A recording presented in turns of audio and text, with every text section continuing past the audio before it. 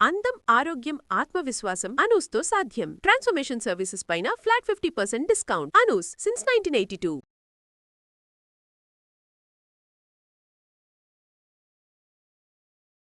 అమ్మ నమస్తే. నమస్తే అమ్మా జయలక్ష్మి. అమ్మా, చిరిగిన బట్టలు వేసుకోవచ్చా?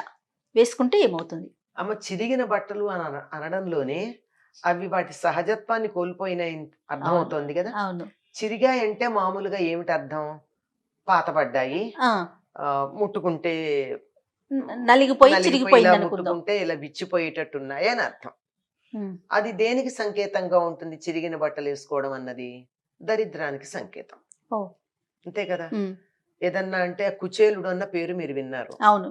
ఆయనకి అటుకులు పట్టుకెడదాం అనుకుంటే కృష్ణుడి కోసం పాపం భార్య ఇంట్లో వెతికితే అటుకులు దొరికాయట. అటుకులు పట్టుకెడదామని చూస్తే ఆయన ఉత్తరీయంలో దాన్ని కడదాం అనుకున్నట్ట. కడదామంటే జారిపోతున్నాయట, అంటే చిరుగులు. 16 మడతలు వేస్తే ఆ ఉత్తరీయాన్ని అప్పుడు దాంట్లో కట్టగలిగాడు అనమాట. అంటే అన్ని చిరుగులు ఉన్నాయి. అది స్థితి. ఆ స్థితి ఏం సూచిస్తోంది? దరిద్రాన్ని, ఏమీ లేకపోవడం అనేటటువంటి దాన్ని సూచిస్తోంది. కాకపోతే ఆనాడు కుచేలుడికైతే దాని గురించిన పట్టింపు లేదు. ఆనాటి పరిస్థితి కదా, పరిస్థితి కాదు అసలు. ఆయనకి బట్ట చిరిగిందన్న ఊహ కూడా లేదు. ఆ నిరంతరం అటువంటి వేదం చదువుకుని ఆ దృష్టితో ఉండి పరబ్రహ్మ తత్వాన్ని చూస్తున్న స్థితిలో ఉన్నాడు గనక. కానీ మనకట్లా కాదే. మనం అన్ని రకాల హంగులు, ఆడంబరాలు అవన్నీ ఉండాలనుకుంటున్నాం కదా. అట్లాంటిది మరి చిరిగిన దాన్ని అది తప్పుగా భావిస్తారు. అంతెందుకండి, ఒకప్పుడు మన దేశంలో వస్త్రాలు నేసినట్టు తెచ్చి కట్టుకునే వాళ్లే తప్ప కుట్టే పని కూడా ఉండేది కాదు. అంటారు, అదే టైలర్స్. వాళ్ళు మనకి మహమ్మదీయుల నుంచి వచ్చారు.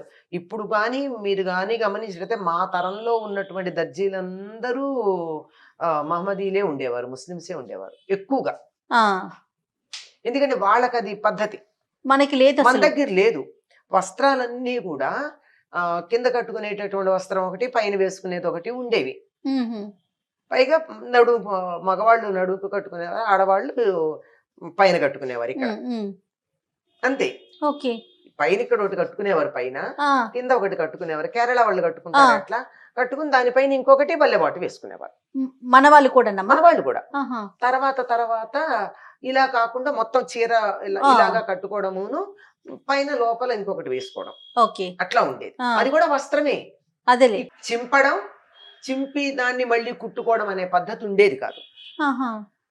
మీరు గమనించినట్టయితే ఇప్పటికీ వేదం చదువుకున్నటువంటి వాళ్ళు ఎవరు కూడా చొక్కా వేసుకోరు. అవును. ఎందుకు చొక్కా వేసుకోరు? చొక్కా వేసుకోరని ఈ వక్షస్థలం అంతా బయటికి ఉంటుందా? ఎదురు రొమ్ము ఉండదు, కప్పుకుంటారు. వస్త్రం, పై వస్త్రం కప్పుకుంటారు. అదంటే అదే పద్ధతి. గాని ఎందుకు వేసుకోరు చొక్కా అంటే, చొక్కాకి కత్తిరించి కుడతారు గనక.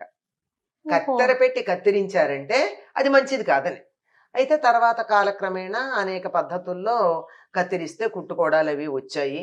ఇప్పటి మా చిన్నతనంలో కూడా పెద్దవాళ్ళు ఎవరు ఒకవేళ బట్ట చిరిగితే దాన్ని కుట్టి కట్టుకునే వాళ్ళు కాదు. చీర చిరిగితే కుట్టి చిరిగిందనుకో, కుట్టి కట్టుకుంటే దరిద్రం. అంటే చిరిగిందంటే దరిద్రం, మరి చిరిగిన బట్టలు వేసుకోవడం అంటే అవును, చాలా తప్పు కదా. అందువల్ల చిరిగింది. తర్వాత అట్లాంటి దాని మీద మంచి ఎంబ్రాయిడరీ చేసి వచ్చేవి. ఆ ఎంబ్రాయిడరీలో లోపల హోల్స్ ఉండేవి. ఆ హోల్స్ ఎట్లా చేస్తారు అంటే, అగరబత్తి దగ్గర పెట్టుకుని ఆ హోల్ చేయడానికి దాన్ని అలా అనేవారు. అదంతా సింథటిక్ కదా. ఇలా అని దాని చుట్టూతో కుట్టడం ఉండేది. అది ఒక్కసారి కొంటానంటే మా నాన్నగారు మమ్మల్ని చాలా కేకలేస్తారు. కాలిన బట్ట కట్టుకుంటావా, ఏం దరిద్రం వచ్చింది నీకు అని. కాలింది కానీ చిరిగింది కానీ వేసుకోవటానికి చాలా దరిద్ర హేతు. అంటే జ్యేష్ఠాదేవిని మా ఇంటికి రామ్మా అని మంగళహారతి ఇచ్చి పిలిచినట్టు. పిలుద్దామా? తెలిసి ఏమైంది, చెరక్కుండానే చూసుకోండి. అంటే ఈ రోజుల్లో ఎట్లాగో మనం కత్తిరించుకుని కుట్టుకునేవి అలవాటు పడ్డాం గనక, ఎప్పుడన్నా మరీ పాతబడింది ఏదన్నా కొద్దిగా చిరిగితే దాన్ని కుట్టుకుని వాడాలి, కానీ చిరుగుతో మాత్రం వాడకూడదు.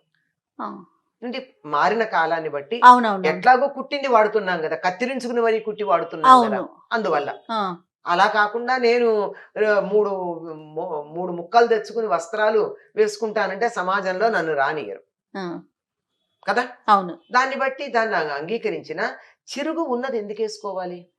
మరి ఇప్పుడు ఇవాళ అదే రేపు కదా ఫ్యాషన్ మరి. అయిపోయింది మరి కదమ్మా. ఏమని చెప్తే నేను చెప్పిన ఈ మాటలన్నీ వింటుంటే ఎంతమందికి లోపల బాధ కలుగుతోందో.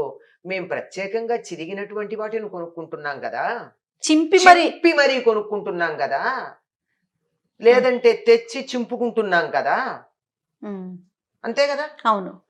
ఆ మధ్య ఎప్పుడో ఒక దాంట్లో పెట్టారు, బాంబేలో స్టోర్లో ఉన్నది 15,000 20,000 ఒక ప్రైజా షర్ట్, ఆ, దాని ట్యాగ్ పెట్టి ఆ. అంతా ఒక షర్ట్ ఆ. ఇలా ఇలా ఇలా ఇలా చిరిగిపోయింది.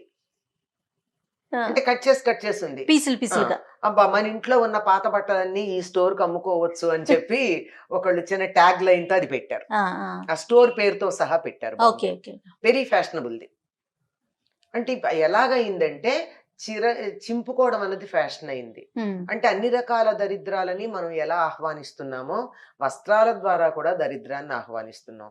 గన్ షాట్ జీన్స్ పేరు వినుంటారు మీరు. అవునమ్మా. ఇందాక నేను కాలడం గురించి అదే చెప్పా. అగరవత్తి పెట్టి అక్కడ చిన్న హోల్ చేయడానికి చిల్లి పెట్టినందుకే వద్దనేవారు. మరి దానికి దీన్ని ఎలా ఒప్పుకుంటారు? ఉమ్, కాజాలు ఒప్పుకునేవారు కాదు. అంటే ఈ ప్లాస్టిక్ బటన్స్ ఉండి కాజాలు అవునవును. పెడతామే, ఆ, అది కూడా కత్తిరిస్తారు గనక దాని బదులు హుక్కు లూపు పెట్టించుకోండి, ఆ, లేదంటే బటన్స్ ఉండేవి, ప్రెస్ బటన్స్, ఆ, అవి పెట్టుకోమని అవి పెట్టుకోమని చెప్పేవారు మా చిన్నతనంలో. ఇవన్నీ ఇప్పుడు ఆ. అసలు అవన్నీ మనకి అది లేవనుకోండి, అంతకే అవును. జిప్ పెడుతున్నారు సరిపోతోంది, అవును. అలాంటివి పెద్ద లేకుండా.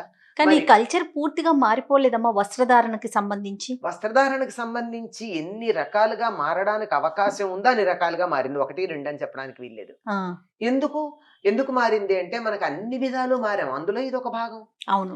ఒక సంస్కృతిని తెలియజెప్పేది ఏముంటుందంటే కట్టు బొట్టు అవును. జుట్టు. ఉమ్, కట్టు బొట్టు జుట్టు. బొట్ట అదేంటి తెలీదు, కట్టుకోవడం ఏమిటి, తొడుక్కోవడమే. జుట్ట ఇంకా దాన్ని చెప్పేది లేదు కదా. అవును. అవును.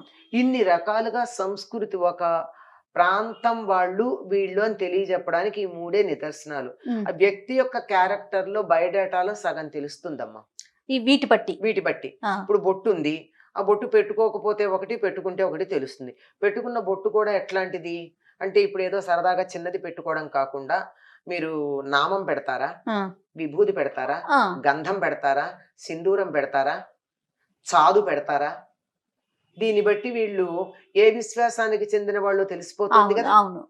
ఉమ్, బొట్టు పెట్టుకోకుండా బయటకు వచ్చారంటే పూర్వం ఇంకా స్నానం చేయలేదు లేదా సూతకంలో ఉన్నారని తెలిసేది. ఇప్పుడు అసలు ఆ తేడాలే లేవు.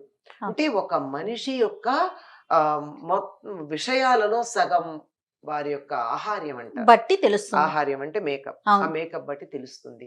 దాంట్లో ప్రధానమైనటువంటి వస్త్రం ఇప్పుడు ఎలా తయారైందంటే ఏమిటో వలువలు విలువలు రెండూ పోయినవి, తగ్గాయి. అవునమ్మా. వలువలు విలువలను ఇస్తాయి, ఉమ్, ఆ రెండిటిలో కూడా పతనం అన్నది మనకి ఇప్పుడు బాగా కనపడుతుంది.